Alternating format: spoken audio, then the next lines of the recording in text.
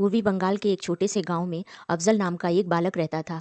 एक बार मार्ग में धूल धुरसित सन्यासी ने उसे आवाज दी, बेटा मुझे बहुत प्यास लगी है, थोड़ा पानी ला दो। बाबा जी, मैं तो मुसलमान हूँ, आप हिंदू होकर मेरे हाथ का पानी कैसे पियेंगे? मैं तुम्हारी सत्यशीलता से प्रसन्न हूँ बेटा, मैं जाति भेदभाव के अधर्मपूर्ण नियमों का पालन नहीं करता। सन्यासी ने प्रेम भरी दृष्टि से उसकी ओर देखा और विचार मग्न होकर कहा, तुम्हारे पिछले जन्म के कर्म बहुत अच्छे हैं। मैं तुम्हें एक योग प्रक्रिया सिखा रहा हूँ जिसके द्वारा अदृश्य लोकों में से एक लोक पर तुम्हारी सत्ता स्थापित हो जाएगी। उससे तुम्हें जो महान शक्तियाँ प्राप्त होंगी उनका उपयोग केवल अच्छे उद्देश्यों के लिए करना, उन्हें कभी अपने स्वार्थ के लिए प्रयोग मत करना। विस्मयचकित बालक को एक यौगिक प्रक्रिया समझाने के बाद सन्यासी अंतर ध्यान हो गए। अफजल ने उस यौगिक प्रक्रिया का 20 वर्षों तक निष्ठापूर्वक अभ्यास किया। उसके चमत्कारिक कारनामों की ख्याति फैलने लगी। उसके साथ सदैव कोई अदृश्य आत्मा रहती थी जिसे अफजल हजरत कहता था। वह अदृश्य शक्ति उसकी हर छोटी से छोटी इच्छा पूर्ण करने में समर्थ थी।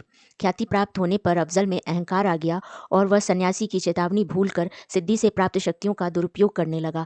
जिस किसी भी वस्तु को वह एक बार उठाकर वापस रख देता वह शीघ्र ही अदृश्य हो जाती। वह जवाहरात की दुकानों पर जाता और जिस जिस रत्न को उठाने के बाद वापस रखता वह सभी उसके दुकान से बाहर जाते ही गायब हो जाती। उससे सैकड़ों शिष्य बन गए थे। कभी कभी उन सभी को वह अपने साथ यात्रा पर ले जाता और रेलवे स्टेशन पर टिकटों की गड्डी छूने के बाद क्लर्क की ओर यह कहते हुए सरका देता कि मैंने इरादा बदल दिया है। फिर ट्रेन में शिष्यों के साथ बैठने पर प्रत्येक के हाथ में अपना रेल टिकट होता। ऐसी अनेकों घटनाओं से बंगाल में हाहाकार मच गया। अफजल को पकड़ने की ताक में रहने वाले पुलिस असहाय हो गए, क्योंकि दोषी होने के प्रमाण को वह केवल यह कहकर कि हजरत इसे हटा दो अदृश्य कर देता था।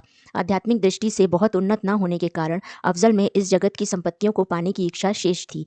कल्याणकारी चमत्कार केवल सर्वशक्तिमान जगत सृष्टा के साथ एकात्मकता प्राप्त करने वाले संत ही कर सकते हैं। एक दिन कोलकाता की सड़क पर दर्द से कराते लंगड़ा कर चलते हुए बूढ़े आदमी से उसकी मुलाकात हुई, जिसके हाथ में सोने की गोल वस्तु देख अफजल के मन में लालच आ गया और उसने बूढ़े आदमी से यह कहते हुए कि मैं महान फकीर अफजल हूँ, आपके हाथ में क्या है, सोने के गोले को छू दिया। बूढ़ा ने कहा, महाशय कृपया मेरे पैरों का दर्द ठीक कर दीजिए, किंतु अफजल उसकी परवाह किए बिना आगे बढ़ गया। तभी बूढ़े आदमी के हाथ से सोना गायब हो गया और वो नौजवान की आवाज़ में शोर मचाने लगा कि मेरा सोना गायब हो गया।